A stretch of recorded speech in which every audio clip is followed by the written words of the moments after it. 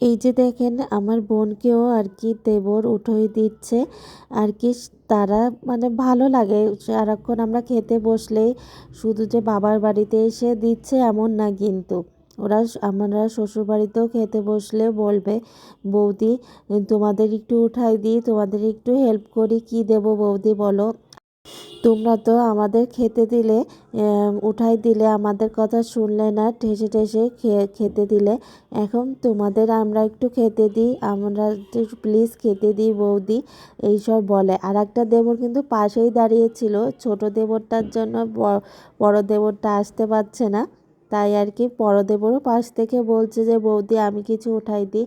মানে খেতে বসলে তারাও মানে ইয়ার্কি ফাজলামি করতে ছাড়ে না। আমরা যেরকম ওদের খাইয়েছি, উঠাই দিয়েছি, ওদেরও ইচ্ছে করে ওদের বৌদিকে উঠাই দিতে।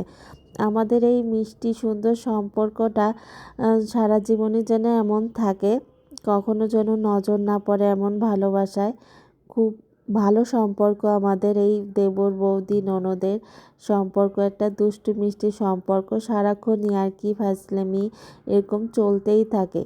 আর সেই দিনকে তো খুব মজা হলো, ওদেরকে একসাথে অনেক দিন পরে দেখা হলো, ওদেরকে নিয়ে খুব ভালো একটা দিন কাটালাম আমরা।